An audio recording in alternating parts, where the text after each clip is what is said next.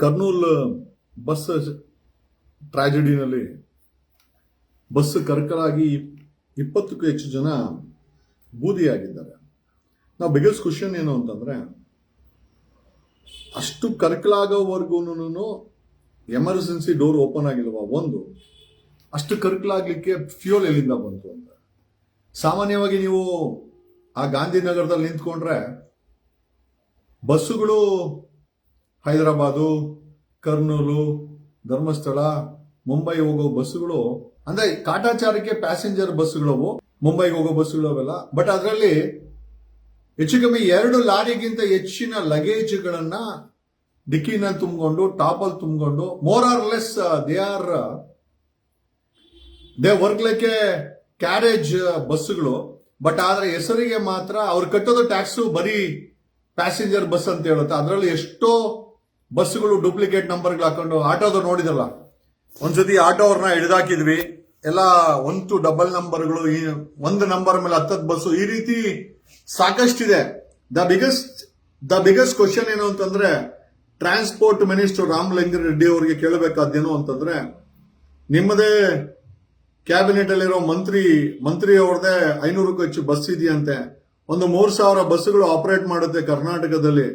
99.99% ಬಸ್ಸುಗಳು ಲಗೇಜ್ಗಳನ್ನು ತುಂಬಿಕೊಂಡು, ಮೊನ್ನೆ ಕರ್ನೂರಲ್ಲಿ ಈ ಒಂದು ಅನಾಹುತ ಆಗ್ಲಿಕ್ಕೆ, ಬೆಂಕಿ ಅನಾಹುತ ಆಗ್ಲಿಕ್ಕೆ, ಸುಟ್ಟು ಕರ್ಕಲಾಗ್ಲಿಕ್ಕೆ ಆ ಬಸ್ಸಲ್ಲಿದ್ದಂತ ತುಂಬಿದಂತ ಲಗೇಜ್ ಇದೆಯಲ್ಲ, ಲಗೇಜು ಮೇಜರ್ ಕಾರಣ.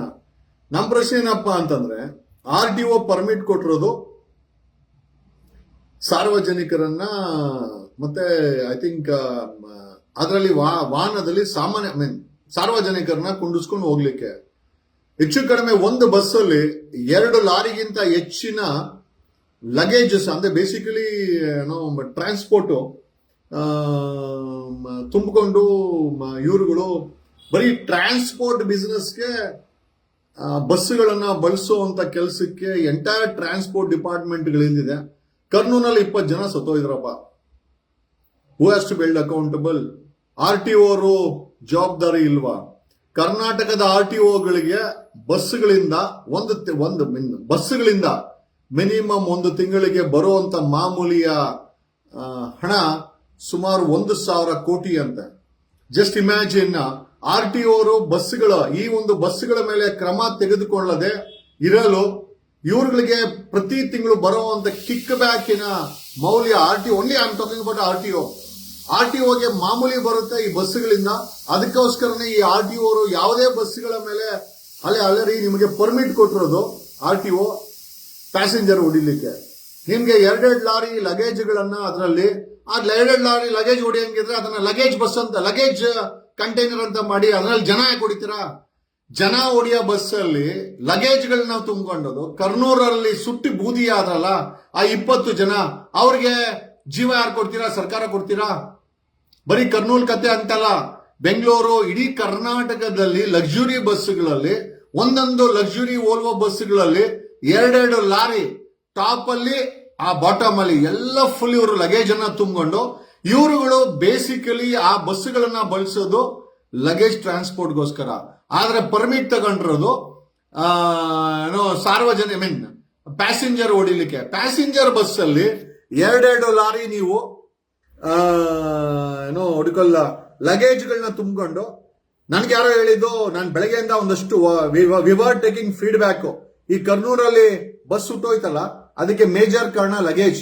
ಅದರಲ್ಲಿದ್ದಂತ ಪೇಪರ್ ಆಗಿರ್ಬೋದು, ಬುಕ್ಸ್ ಆಗಿರ್ಬೋದು. ಈ ಟ್ರಾನ್ಸ್ಪೋರ್ಟ್ ಏನಿದೆ, ಆ ವೋಲ್ವೋ ಬಸ್ ಅಲ್ಲಿ ಹೆಚ್ಚು ಕಮ್ಮಿ ಕೆಳಗಡೆನೆ 1.5 ಲಾರಿ ಲಗೇಜ್ ಇರುತ್ತೆ, ಮೇಲೆ ಹೆಚ್ಚು ಕಮ್ಮಿ 1.5 ಲಾರಿ, 3 ಲಾರಿ ಲಗೇಜ್ ಒಂದು ಬಸ್ ಮೇಲೆ ಹಾಕೊಂಡು ಸೆಂಟ್ರಲ್ ಜನನ್ ಕುಣಿಸ್ಕೊಂಡು ಅದು ಬೆಂಕಿ ಅಂಟ್ಕಂತು ಅಂತಂದ್ರೆ, ಜನ ಸತ್ತೋಯ್ತು ಅಂತಂದ್ರೆ, RTO ಅವರೇ ನಿಮ್ಮನ್ನ ಜೈಲ್ಗೆ ಹಾಕ್ಬೇಕಾ ಬೇಡ? RTO ಅಧಿಕಾರಿಗಳನ್ನ ಜೈಲ್ಗೆ ಹಾಕ್ಬೇಕಾ ಬೇಡ? ನಿಮ್ಮನ್ನ ಯಾಕೆ ನಾವು ಜೈಲ್ಗೆ ಹಾಕಿಸ್ಬಾರ್ದು? ಕಳ್ಕೊಂಡವ್ರಿಗೆ ಗೊತ್ತಿರ್ತದೆ. ನಮಗ್ ಗೊತ್ತು, ನಮ್ ತಂದೆ ತಾಯಿ ಸತ್ತಾಗ ನಮ್ಗೆ ಹಿಂಗ್ ಫೀಲ್ ಆಗುತ್ತೆ ಅಂತ. ನಿಮ್ ಮನೇಲೂ ಅಷ್ಟೇ, ಯಾರನ್ನ ಕಳೆದೋದಾಗ, ಸತ್ತೋದಾಗ ಅದ್ರ ನೋವು ಗೊತ್ತಾಗತ್ತೆ. ಯಾರೋ ಕರ್ನೂಲಲ್ಲಿ ಯಾರೋ ಮಕ್ಕಳು ಸತ್ತಿದ್ರೆ ನಮ್ಗೆಲ್ಲ ಅರ್ಥ ಆಗಲ್ಲ. RTO ಮಾಫಿಯಾ ಈ ಬಸ್ಸುಗಳಲ್ಲಿ ಲಗೇಜ್ ಹೊಡಿಲಿಕ್ಕೆ 1,000 ಕೋಟಿ ಲಂಚವನ್ನ ಪ್ರತಿ ತಿಂಗಳು ಪೀಕ್ತಾ ಇದೆ ಅಂತ ಒಂದು ಇಂಟೆಲಿಜೆನ್ಸಿ ಇನ್ಫಾರ್ಮೇಶನ್. ಒಂದು ಇಂಟಲ್ ಇನ್ಫಾರ್ಮೇಶನ್.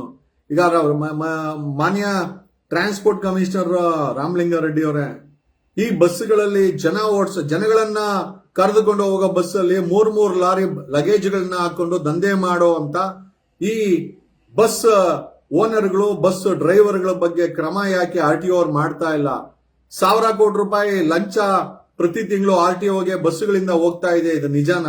ನಿಜ ಅಲ್ಲ ಅಂತಂದ್ರೆ ಈ ಬಸ್ಗಳಲ್ಲಿ ಲಗೇಜ್ ತುಂಬಕ್ಕೆ ಅದು ಎಲ್ಲ, ಆಮೇಲೆ ನಿಮ್ದೇ ಮಿನಿಸ್ಟರ್ದು 500 ಬಸ್ ಇದೆಯಂತೆ, ನಮ್ದೇ ಸರ್ಕಾರ ಇದೆ, ಯಾರು ಕ್ರಮ ತಗೊಳ್ಬೇಡಿ ಅಂತ ಹೇಳಿ ಮಿನಿಸ್ಟ್ರಿ RTO ಅವ್ರಿಗೆ ಹೇಳಿರೋದ್ರಿಂದ RTO ಅಧಿಕಾರಿಗಳು ಕ್ರಮ ತೆಗಿತಾ ಇಲ್ಲ ಅಂತೆ.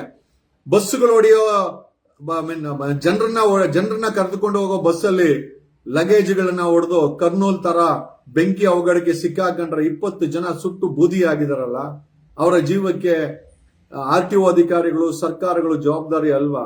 RTO ಅಧಿಕಾರಿಗಳು ಏನೋ ಪ್ಯಾಸೆಂಜರ್ಸ್ ಹೊಡೆಯೋ ಬಸ್ಸುಗಳಲ್ಲಿ ಲಗೇಜ್ ಅನ್ನ ಸ್ಟಾಪ್ ಮಾಡಿದ್ರೆ ಈ ಕರ್ನೂಲ್ ಇನ್ಸಿಡೆಂಟ್ ನಿಲ್ಬೋದಾಗಿತ್ತಲ್ವಾ? ಕರ್ನೂಲ್ ಇನ್ಸಿಡೆಂಟ್ ನಮ್ಮ ಕಣ್ಣಿಗೆ ಬಿದ್ದಿದೆ. ಆದ್ರೆ ಕರ್ನಾಟಕದಲ್ಲಿ most of the buses 2.5-3 lorry luggage ಅನ್ನ ಕೆಳಗಡೆ ಟಾಪಲ್ ಹಾಕೊಂಡು ಹೊಡಿತಾರೆ.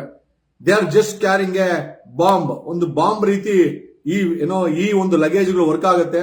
ಬೆಂಕಿ ಅಂಟ್ಕೊಂಡ್ರೆ ಜನ ಹೊರಗಡೆನೂ ಬರಕ್ಕಾಗಲ್ಲ, ಯಾಕಂದ್ರೆ ಬಾಟಮ್ ಅಲ್ಲೂ ಫ್ಯೂಲ್ ಇರ್ತದೆ, ಗಾಡಿನಲ್ಲಿ ಫ್ಯೂಲ್ ಇರ್ತದೆ, ಟಾಪ್ ಅಲ್ಲಿ ಲಗೇಜ್ ಇರ್ತದೆ. ಇವೆಲ್ಲ ಮೂರು ಹತ್ಕೊಂಡಾಗ ಜನರು ಹೊರಗಡೆ ಬರ್ಲಿಕ್ಕಾಗಲ್ಲ.